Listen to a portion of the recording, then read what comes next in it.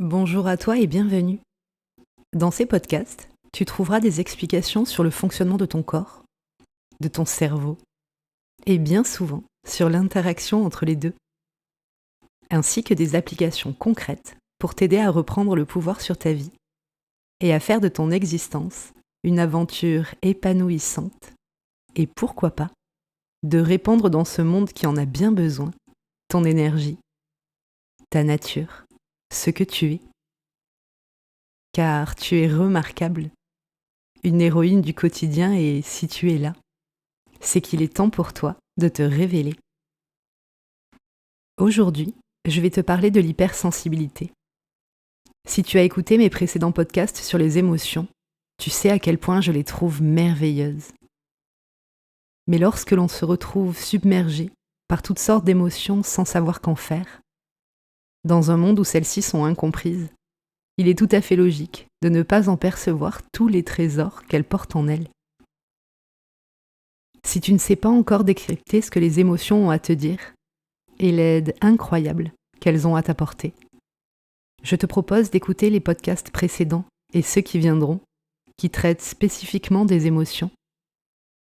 Car le but de celui-ci est de te permettre de connecter avec les raisons pour lesquelles être hypersensible, hyperesthésique, HPE ou quel que soit le nom que tu lui donnes, loin d'être un handicap, t'apporte un avantage certain dans tous les domaines de ta vie.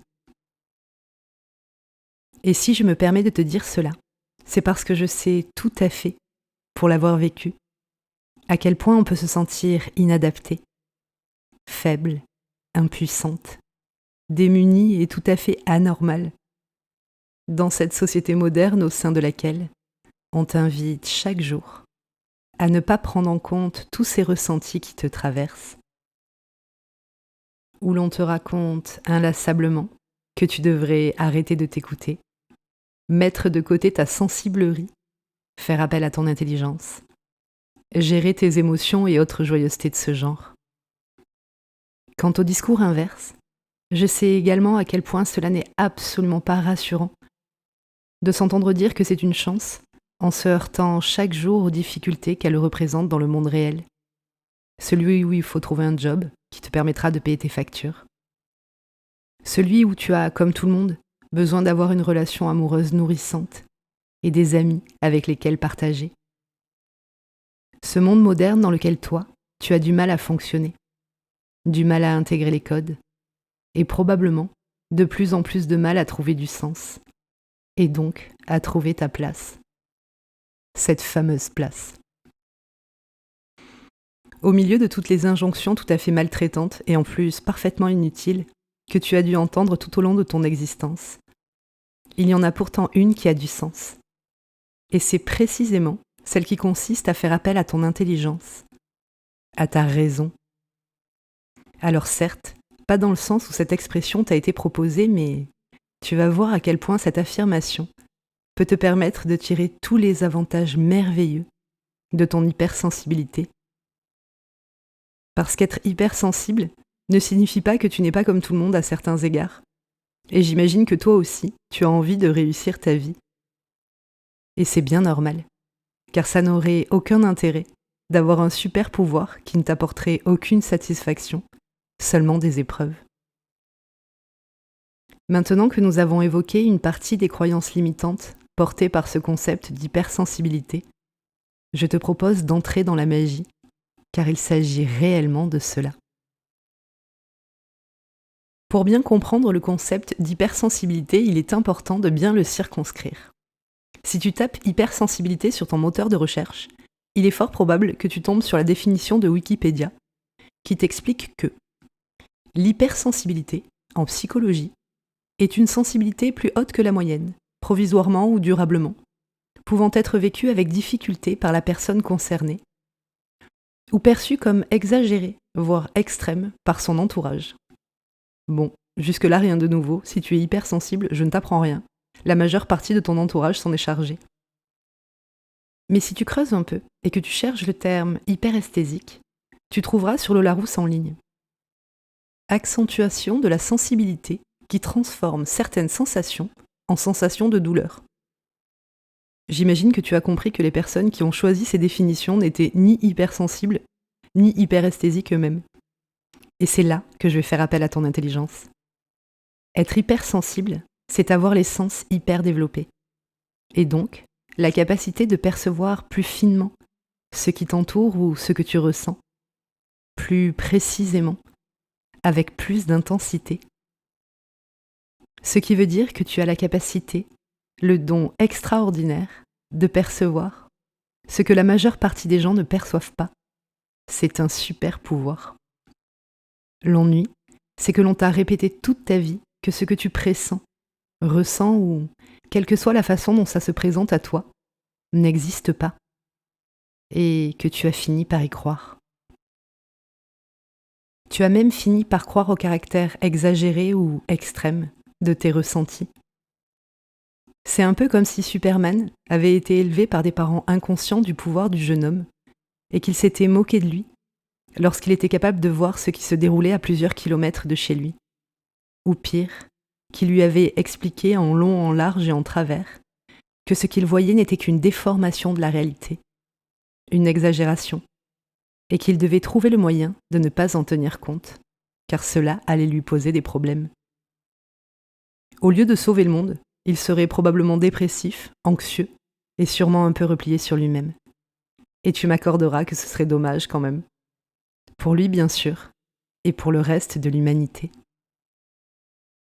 Si tu sondes le fond de ton cœur, tu sais que c'est vrai. Tu sais que si l'avenir du monde t'était confié, tu peinerais à faire du mal, à entrer en guerre, à exploiter les plus pauvres, à abîmer la planète. Tu sais parfaitement que les humains comme toi sont une très belle évolution de l'espèce. Tu sais que tu es capable de concevoir et même de ressentir l'amour inconditionnel. Que tu ne peux pas être pleinement heureuse si le reste du monde souffre et que, si tous les humains avaient ton degré de ressenti, le monde irait mieux.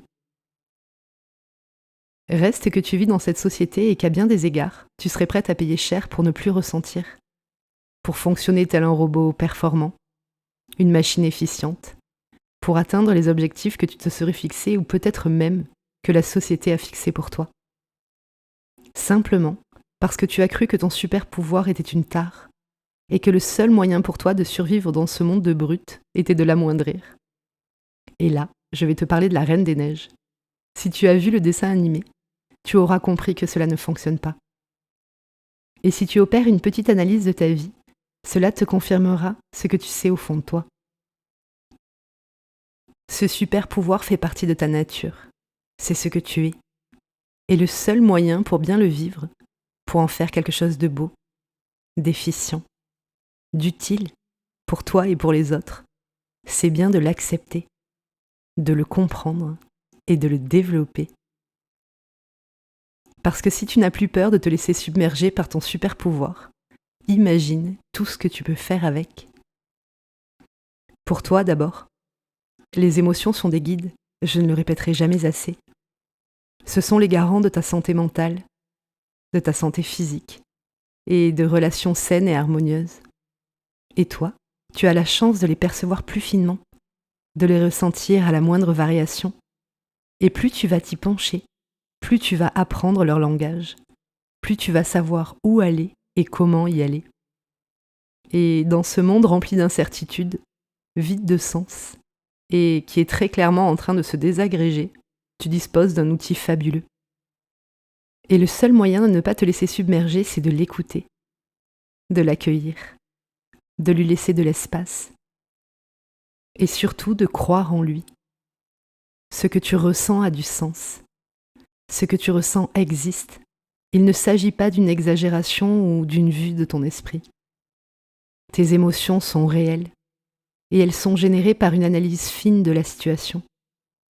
Et ce n'est pas parce que tu vis dans un monde au sein duquel la plupart des humains sont anesthésiés, là où toi tu es parfaitement alerte, que ce que tu perçois est faux. Bien au contraire. Quelle que soit la situation qui te touche, qui fait jaillir ces émotions qui te paraissent extrêmes, pose-toi la question en faisant appel à ton intelligence. Fais appel à ta raison. Est-ce que réellement ton ressenti est exagéré ou bien Est-ce que ce que tu perçois est tout à fait en lien avec la situation, indépendamment de ce que les autres en disent ou en pensent? Est-ce que tu ne vois pas que ta réaction intérieure est tout à fait cohérente, que tu es bien face à quelque chose qui dysfonctionne cruellement, qui est injuste, illogique, à côté de la plaque ou simplement tout à fait stupide? Je suis absolument certaine que pour la plupart des situations, la réponse est oui. Mais dans cette éducation de mauvaise qualité, on t'a appris que la vérité, la justice, la logique était ce qui émanait du plus grand nombre. C'est ce que l'on appelle la normalité. Ce qui est normal n'a rien à voir avec ce qui est acceptable, ce qui est juste, ce qui est moral ou ce qui est bienveillant. La norme, c'est ce que fait ou pense le plus grand nombre. Et malheureusement, les personnes qui ne sont pas hypersensibles arrivent à refouler leurs émotions. Ils arrivent à faire taire, à les gérer. Bien sûr, cela leur coûte extrêmement cher. Ils peuvent, au prix de grandes souffrances psychiques et bien souvent physiques, subir des relations tout à fait dysfonctionnelles et non épanouissantes, en pensant que c'est comme ça. Rester dans un job inutile et qui n'a pas de sens, et vivre le plus clair de leur vie à côté de leur zone de génie, de leur nature, de ce qu'ils ont de merveilleux à apporter au monde. Mais contrairement à ce que tu penses et peut-être même à ce que tu appelles de tes vœux, ce n'est pas une chance, c'est même une malédiction.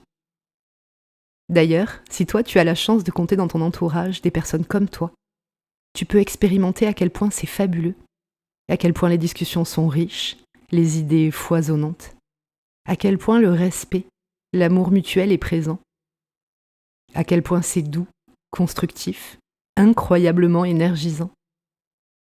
Peut-être même que tu t'es demandé comment serait cette vie, ce monde, cette société, si chaque être humain pouvait être en phase avec lui-même, s'il pouvait exprimer sa nature, ses centres d'intérêt, ses zones de génie. Parce que c'est souvent ce qui se passe lorsque plusieurs hypersensibles sont ensemble. D'un coup, comme par magie, tu te sens accepté tel que tu es. Ce que tu penses prend tout son sens, ce que tu ressens est validé, et une partie de toi s'éveille. Cette partie magnifique, cette partie qui nous différencie, nous les humains, du reste du règne animal. Note que je n'ai pas dit qu'il le rendait supérieur, simplement qu'il le rend différent. Et tu seras certainement d'accord avec moi lorsque je dis qu'une existence ne devrait pas être de la survie. La vie ne devrait pas être constituée à 90% de contraintes, de renoncements, de capitulations, de frustrations. C'est même tout à fait l'inverse de la nature même du vivant. Le vivant est riche, foisonnant, abondant, agile. Il avance, apprend, comprend, s'adapte. D'ailleurs, si tu prends le temps de t'écouter, de laisser de la place à ce que tu ressens, dès que les choses ont un sens, tu te sens galvanisé, rempli d'énergie, créative, généreuse, prête à partager, à célébrer, à créer du lien.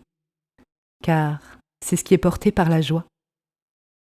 Et la joie ne peut pas te traverser si tu es dans la survie.